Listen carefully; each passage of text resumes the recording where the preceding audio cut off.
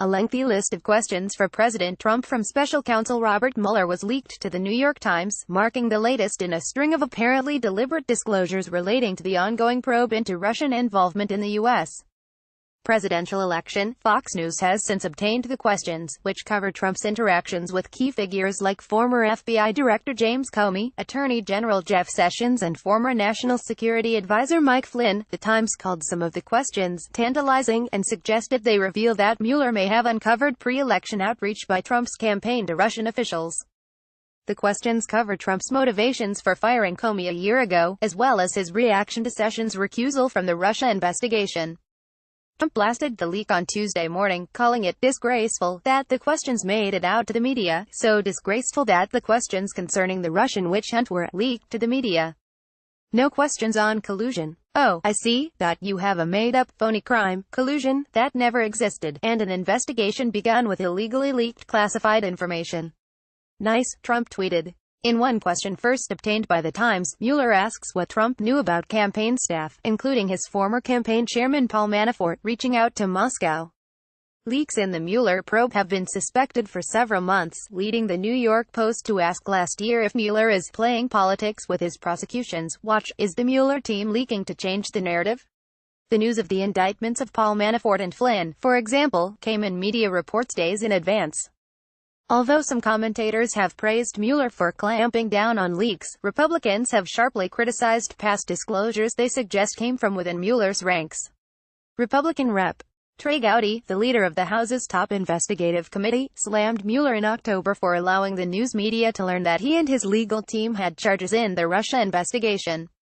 In the only conversation I've had with Robert Mueller, I stressed to him the importance of cutting out the leaks.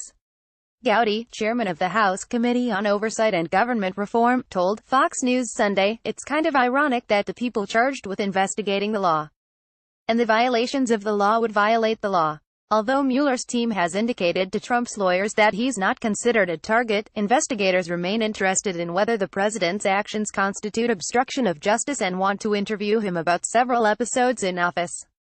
The lawyers want to resolve the investigation as quickly as possible, but there's no agreement on how to do that. It's kind of ironic that the people charged with investigating the law and the violations of the law would violate the law. Rep. Trey Gowdy. Trump lawyer Jay Sekulow declined to comment to the Associated Press on Monday night, as did White House lawyer Ty Cobb. Opinion: why Trump has the constitutional authority to fire Mueller. Mueller has brought several charges against Manafort, but none are for any crimes related to Russian election interference during the 2016 campaign. And he has denied having anything to do with such an effort. The queries also touch on Trump's businesses and his discussions with his personal lawyer, Michael Cohen, about a possible Moscow real estate deal. Cohen's business dealings are part of a separate FBI investigation. One question asks what discussions Trump may have had regarding any meeting with Mr. Putin, referring to Russian President Vladimir Putin.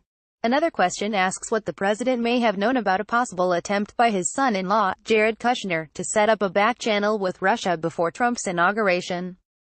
Additional questions center on Michael Flynn, Trump's former national security advisor, who has pleaded guilty to lying to the FBI about his discussions on sanctions against Russia with Russian Ambassador Sergei Kislyak during the presidential transition. Flynn is now cooperating with Mueller's investigators. Pelosi claims Mueller was fired in bizarre email to donors. What did you know about phone calls that Mr. Flynn made with the Russian ambassador, Sergei Kislyak, in late December 2016, reads one question. Another asks if there were any efforts to reach out to Flynn about seeking immunity or possible pardon. Flynn was fired Feb. 13, 2017, after White House officials said he had misled them about his Russian contacts during the transition period by saying that he had not discussed sanctions. The following day, according to memos written by Comey, Trump cleared the Oval Office of other officials and encouraged Comey to drop the investigation into Flynn. Fox News' John Roberts and the Associated Press contributed to this report.